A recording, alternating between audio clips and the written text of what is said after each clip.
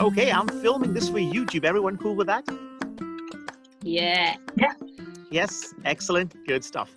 Okay, so by the way, if you're looking at this background watching on YouTube, I've just figured this out in this video.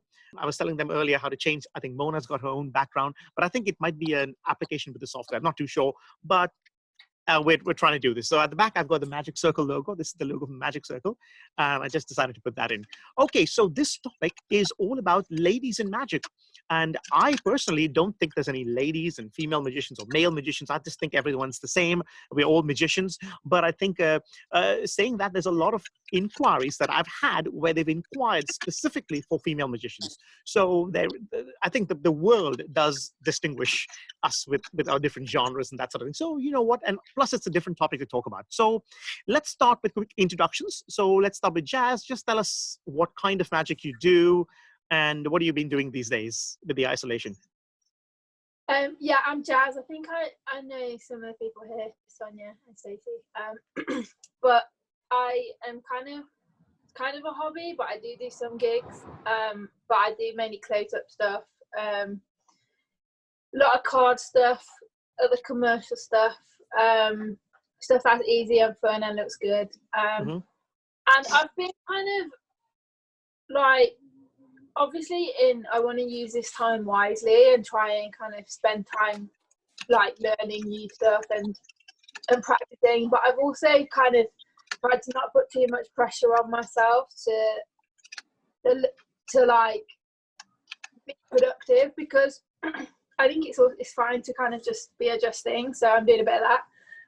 But yeah, I've got hundreds, like these drawers are all full of magic books that I've never.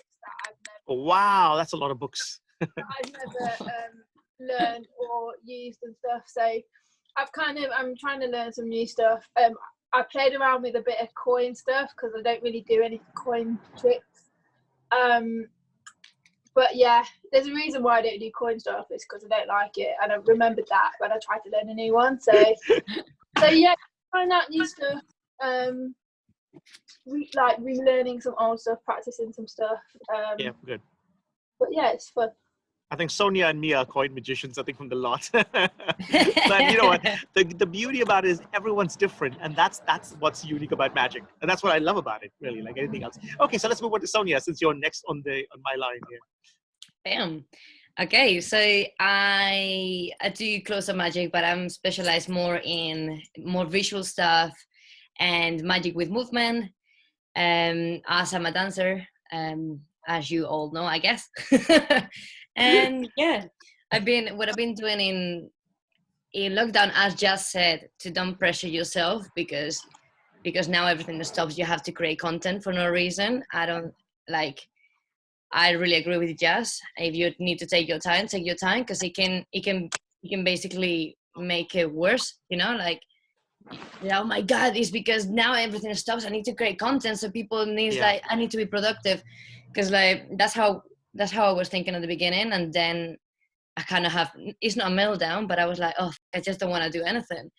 And I guess you don't want to get to that point, right? Yeah. When you like, oh shit, for me personally, I don't want to put content just for putting content, because obviously I think everyone will take it for granted, right? When we put just, oh look, this can disappear, wow, and that's it. you know what I mean? It's just but I've been using my time basically putting out my effects, like the t-shirt one, because I had so much stuff that I had to get done.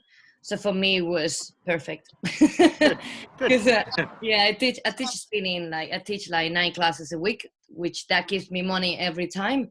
So then I can focus really on my magic and my creations, and otherwise it's just I don't want to. Are you teaching it online now, the dance classes? Yeah, but it's like privately. It's like Zoom.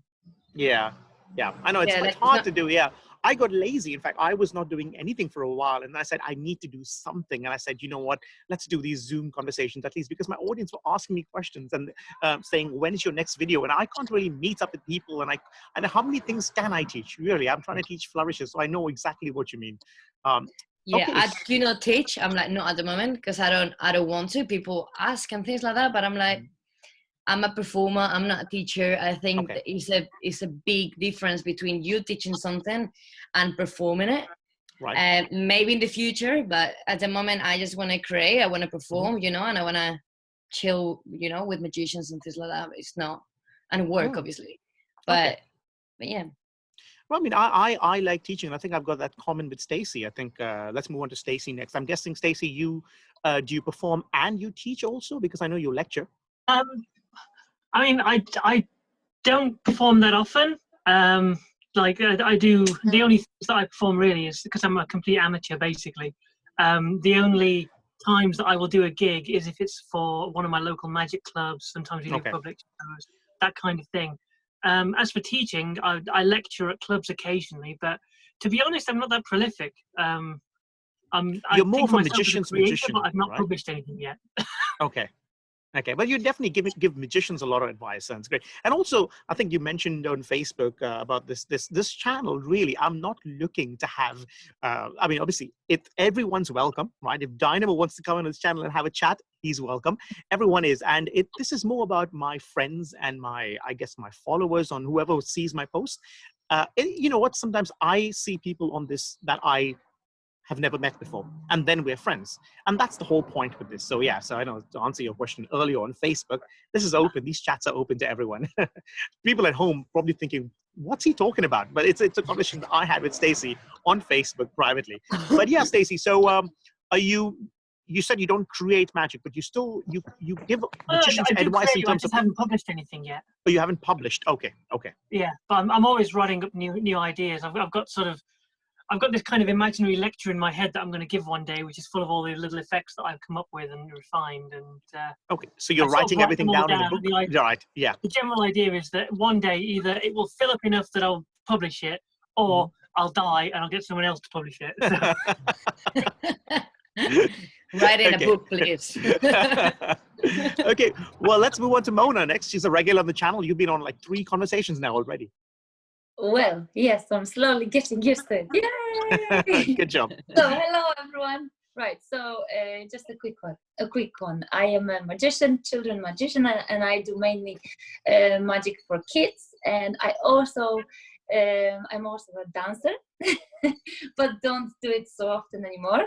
Mainly focusing on the kids shows and trying to slowly progress into big stage shows. So this is me. Excellent, nice, excellent. Speaking about kids entertainment, we also got Julie Carpenter, who goes by Auntie Julie. I'm Auntie Julie. I've been Auntie Julie for 20 years. I've been working today. Still got my worktop on. Wow. I did 1 show yesterday, 2 today, and I've got another one on the 2nd of May. That's amazing. So that's so cool. That's kind of where we are. So they're these new online magic shows. 2 were 30 minutes, and yesterday's was 45. And yesterday's was a corporate. Wow. And I had people from England, Belgium, and America. And then my one today was it got Grandad from Africa. Okay. Oh my God. Wow. So you're getting paid, obviously not your full fee. I don't think you can charge your full fee, but you are getting paid for these things, right? Oh, well, I've done about 6 others. These are the first 2 that I've actually been paid for. I've raised the money from charity. One of today's one was a charity one. I've had a couple of other charity donations, but today and yesterday, I actually had my first paid gigs where somebody was going to part with money, and they were agency gigs. Oh, okay. That's amazing, because I think sorry, go ahead. Yeah. I'm finding there's so much online content. Most people don't want to pay for anything. There's so much free out there. Nobody wants to pay. So I did it free while I got used to it, then charity, and they were okay with that. Then tried getting paid and no one wanted to know. And then the agency, I've got these 2 agency jobs which have paid. Again, not a huge fee, but you know, no trouble. At least it's something. Do you know what? That's surprising, because for me, the hardest thing is marketing. Is how do I tell people to book me online? I'm not talking about my friends and family and doing Instagram lives for them. It's to the audience out. I was chatting with Mona earlier about this, but yeah, interesting. So we're all here. We're all here on Zoom. Now, this topic was about female magicians. Not really a topic or conversation, but it's just bringing people together. So, speaking about female magicians, why do people, obviously, this is the lay public and not magicians. We all know they're all magicians, but why do they distinguish between female magicians? And is there a plus point to this? Jazz, let's start with you. Do you get a lot more work, or anyone jump in really? I think there is kind of a positive in that there's a much smaller pool of female magicians, and like you said, you do get inquiries Specifically about asking for that sometimes. Yeah, so in those situations, I mean, of course it's a positive because it's a smaller group of people to choose from. Mm-hmm. But I think on the whole, it's probably, we could do with more female magicians, but I think at the moment there's actually like a lot of great female magicians that are kind of getting more well known stuff, and I know plenty who I like watching and I like kind of keeping up to date with. But what sort of gigs do you get where, you know, they say, oh, we only want female magicians? Is it mainly or with a certain cultural thing, or is it, I don't know, like a community thing where? I think so. In my experience, where they've specifically asked, it's because they've got several magicians and they want to be not 3 or 4 middle-aged white men. They want a bit of diversity. Okay. Which I think, I don't know, is that a good reason for booking a female magician? On one hand, yeah, of course, because it's good to have, you know, a diverse group of performers, but I mean, we can all also get hired on our merits. Oh, of course, yeah. I think that the public usually, when they go, oh, you're a female magician, we've never seen one. I think it's just putting that thing in their head. But I think now with social media, and you see so many female magicians, especially on BGT and Penn and Teller, I think now the public are a lot more open to it. So speaking about that, with Julie and Mona, I think with the kids' entertainment, you don't get that, because I think you just go as kids. They don't really ask for a particular sex, I guess, in that aspect, right? Me or Julie? Anyone jump in. With kids' Okay. entertainment, it's different. Mona.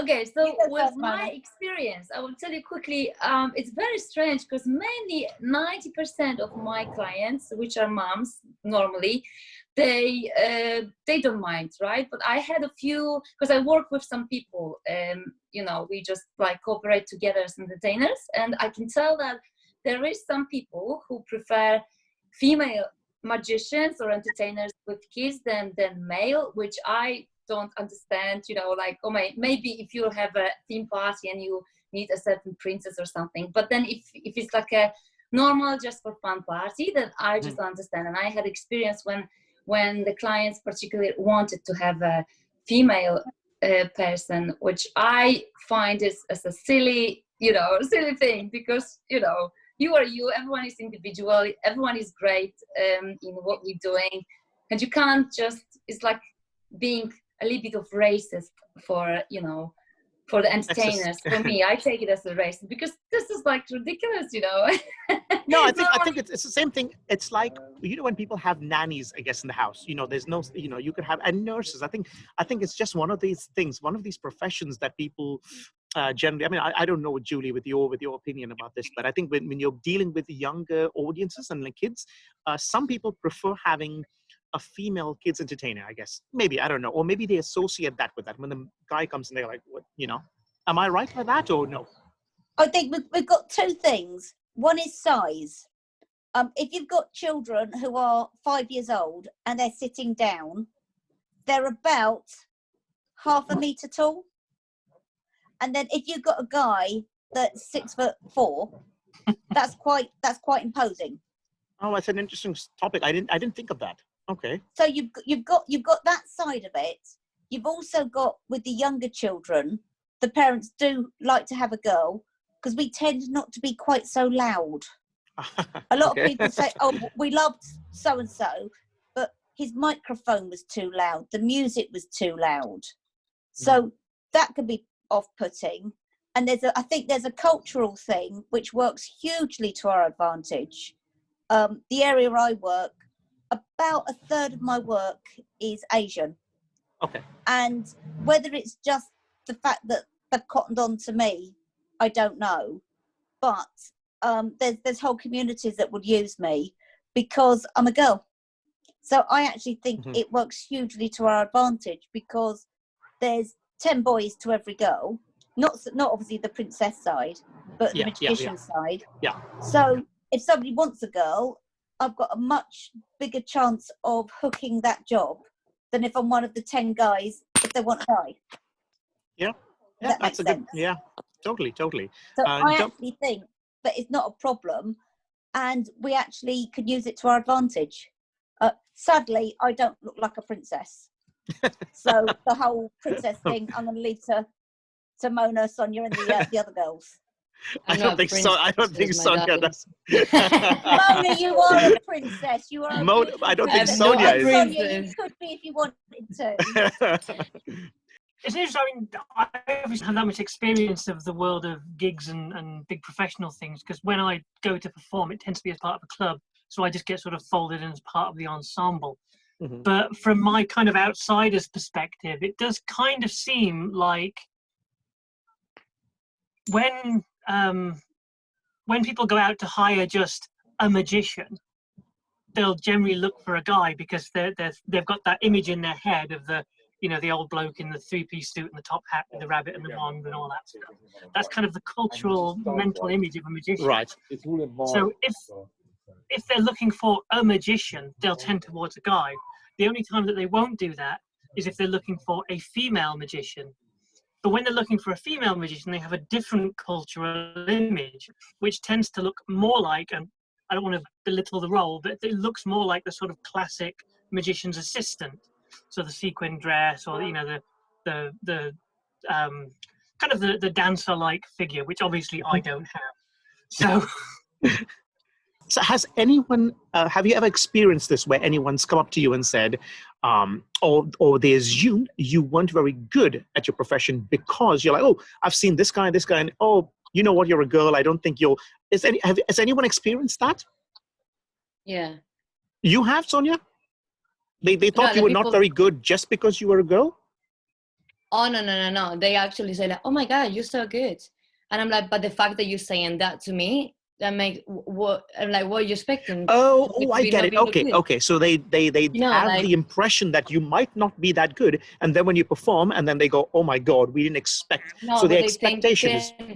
No, what they will think that is because there's not many girls, I guess, or not saying. They will be like, "Oh my God, but you're actually good." I'm like, right. But wait a minute, what do you expect me to be? Shit. I mean, like, I'm a professional like everyone else is. Yeah. The thing is that I wanted to talk about it. I think the problem about female magicians is not that there is none. There is so many of us, as you can see, but is the reason we not get seen enough. Have you ever seen a TV show of a female magician leader? No. Right, that's a good point. We was one. But actually, saying that, there's Catherine Mills. Yeah. Catherine Mills got her show. She was not by herself. No, I think she was. Herself. I think she was because she did have something. Yeah, I don't know what it was. She had with someone else, show.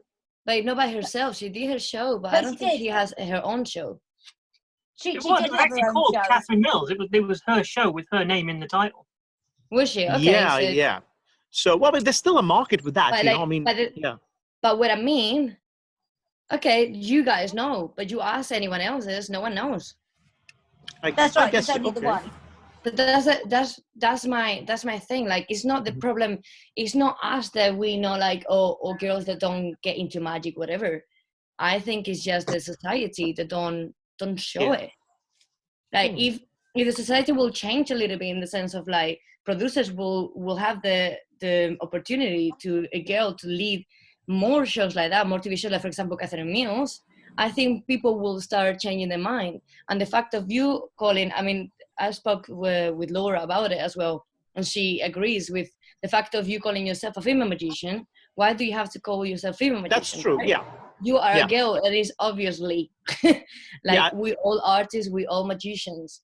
It's just to keep just to change people's mind, and by changing their mind, it's not by going against it, it's just by showing them that we do our thing same as a guy. There is not differences. Like I don't think we're looking for like, oh, we're good, you know. I don't think like that.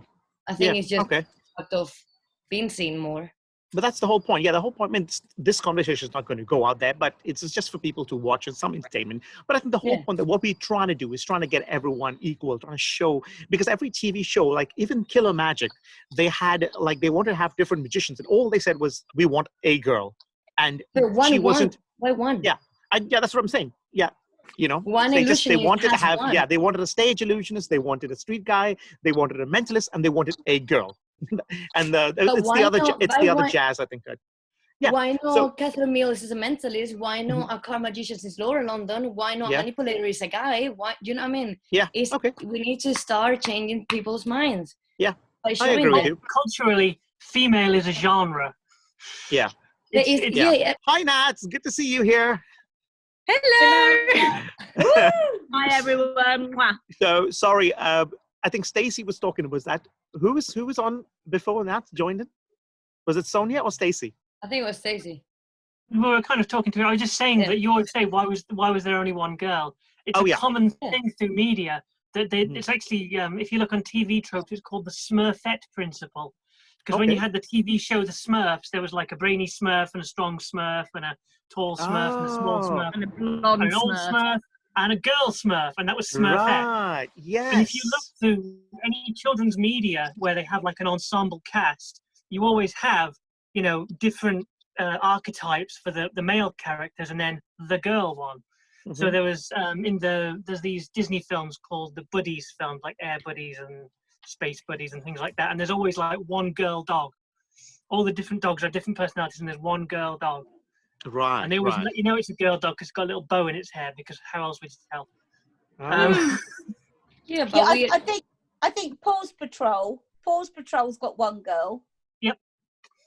So we need to pitch an idea to like certain networks. But then again, would you want to see an all-female magician cast, or would that be sort of taking advantage of the fact that, you know what I mean? You could have like, you know, I was watching Endgame. Everyone's seen Endgame, right? I don't want to spoil anything if they haven't. But there's a scene in, anyone who hasn't seen Avengers Endgame? Oh, yeah, I've seen that. Oh, yeah, no. I'm catching up on it. Don't tell me what happened. Okay. Let's not talk about that. But there's a part where they give the females, all the female superheroes, a good time to shine, and I think Stacy knows what I'm talking about. Yeah, I know the exact. I was in tears as well, but you know what? It's sorry, Natalia, I don't want to spoil it for you because it is wonderful. It's one of my favorite films. Okay, so I actually felt that scene was a little bit contrived, to be honest. I thought it was... You know what? It was, but that's what I'm saying. But I think it's nice to. I don't know. How do I say it? So, would you want to see a show where you have a whole female cast? Is there a show out there like that? I don't know. Is that a TV thing? I would like to see a show with an all-female cast that did not bill itself as an all-female show. Yeah, that'd be okay. Shows with an all-male cast that don't say "Man Magic Show," you know. Yeah. Okay. There you go, Stacey. That's what good we're talking about. Good point. Good point. I think we need to just stop highlighting that we're girls, because no man is described as a male magician. Yeah. Like, but I could be the guy, right? If you were having a TV show, I could be the manipulator or whatever, and then they wouldn't say that. Yeah, but that's true. No one's like, oh, look at this male magician. Exactly, yeah. That's what we were talking about with Natalia before, Yeah. Obviously, I'll put all your Instagram details below this video. So if anyone wants to get in touch with you, are you pretty happy for someone to chat with you? You know, I don't want people to like, sometimes I put people's Instagram, and they're like, oh, you got to stalk us, but I guess it's fine, yeah. Because the thing is, my audience watching this are lovely people, and I pretty much get a lot of good comments on my videos. I very rarely get hate comments, so I'm sure if they do get in touch, it's going to be a serious, sort of important question. So I want to know for every single one of you, what do you say when someone asks you, oh, why there is not why there is no female magicians around, or like I want to know personally what you say. Good point. What's your answer? I answer? know what I say myself. I always say there's loads of us. So Me yeah. too. Okay. There's loads. There are loads, and I always say there's as many male. There's not as many females, but obviously in my group of friends, there is as many female as male magicians. Yeah. But we're just, I don't know. Do you not think we promote ourselves differently? Yeah, but I mean, less. Do you have on your website female? I don't think any of you have that, like female magician on your website. I don't think so. I do quite children's obvious stuff because I want to promote it. Yes. Oh, okay. Of course. Right. Yes. I think like for example, of an Instagram video, if you want to in your hashtags, you would probably write something like female magician or something like that, right? Because if someone's actually looking for female magicians, that's what they would type, right? So when I was sending invitations today, I was looking for like female magicians, so I could just send them the link for the vlog for this YouTube video. I mean, so yeah, that's a good question. I can't think of anything else. I'm still doing that personally. Like I said, my friend Lulu has a list of female magicians that was compiled over the last couple of years. Basically, it was the result of someone saying, oh, there's no women in magic, and she was like, I bet there are, and so she she basically tried to catalogue as many as she could find. Yeah, and the list is a little bit kind of incomplete in the sense that some on there they're actually historical figures that don't perform anymore. But there's a huge list. It's enormous. Trust me, Stacy, on Instagram, there are so many. It's unbelievable. There's so many. I'm looking at these names, a lot of people from Asia, and I've never heard of them before. But I was looking at there's a lot. There's seriously. So I think we are heading in the right direction these days with, I think, changing the culture towards this. So I think we're on the right track. I've heard as well that from a few different sources that among kids, it's getting a lot more popular with girls than boys. Really? Yeah, like people selling magic sets. Like Nat has always said that interest of kids after shows, so it's loads of girls want to buy the magic sets. And I've heard it from other sources as well. Way more girls. And I don't know if it's just because of attitude to gender changing a little bit with time, or if it's because of people like Izzy Simpson and stuff like that. I was just going to say that, yeah. I was just going to say that. I don't know what it is. Could even be just stuff like Harry Potter. I don't really know, but it does seem like, especially with younger generations, that, like you said, we're heading in the right direction. I think we are. Yeah. I think that, for example. Julie. I was going to say, I've got another theory. Yeah. In years gone by, in Alan Shaxton's day and all the old boys' days, boys would get together in their bedrooms and learn magic tricks. That's what they did. Okay. Now what happens is that rather than doing that, they're now gaming. So now all the boys are doing is they're in their bedrooms gaming. Right. And now the girls want to do something more creative. And yes, it is a stereotype. And yes, there are girls that game and there are boys that do magic. But I think it's flipping a bit because now all boys are all playing games online. Whereas now the interest of magic can go both ways. Before it was all boys because that's what they did. Now they've got something else to do, which means that there's still the same amount of girls doing it, but there's now less boys. And I'm not saying that girls don't game. Okay. Can I add that it was only 300 years ago we were still being burnt at the stake for doing this? No, you laugh. But it's taken a long time. But it's women to go, I am not going to die if I do a magic trick. That's so great. It's true. You really underestimate the power of something like the effect that something like that would have. Yeah. You know? It's a bit more of a religion thing, that though. It's more I would like to say, just very quickly, that since day Sonia, since day one of doing magic, have had nothing but encouragement from every single person, whether that be a magician, a member of the public, a booker, and I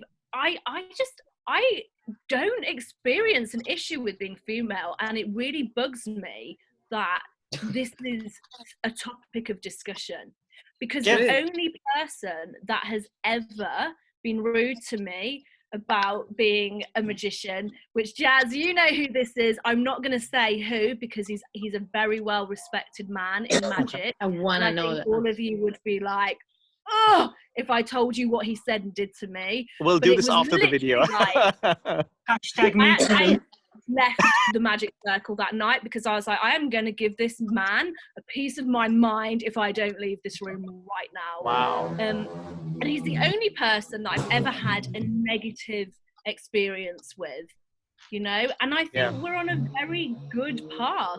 Yeah. We're on a very good path. I've been, you know, booked for being a female and for not being, I am a female, that doesn't make sense. I'm saying that, like, the recording might stop, just to let you know, the recording might stop. Should we continue with part 2? Should I I'm going to stop now. Back when we were talking about, you know, have you had any negative comments about being a female magician? Okay. There's 2 little stories I want to tell, one of which you might not be able to put on YouTube, but I suppose you can edit it out. I can edit it out, yeah. But the first one is that, generally speaking, when I've been performing, I hardly ever get any negative comments about my magic. But the only negative comment that ever stood out was about my appearance, when someone told me that at the time I used to wear these sort of rectangular glasses. And someone told me that I should wear round frames because they're more feminine. And that was given to me as a serious piece of advice to improve my act. Really? Yes. That was at the circle, one of the old guys at the circle. Okay, so there's going to be a lot of editing in this video because of certain things that I cannot put up. I hope so. But yeah, but otherwise it's a wonderful chat. So thank you all for joining me on this chat. We're going to see you very soon. Keep a lookout for the next. I'll put up on Facebook and Instagram so you know what my next topic is. And again, I would like to have more of you. Oh, hang on, someone is joining. Shelbi is joining us. Hi, Shelbi. Hi there. You have joined us right at the end. I know you were sleeping. She's Shelby's from America, by the way, and we're just closing up. Well, I'll tell you what. We're going to end the video now. So bye bye. I'm not ending the video, by the way. I'm just ending it for YouTube. See you, everyone. See you in the next video, and I will stop recording.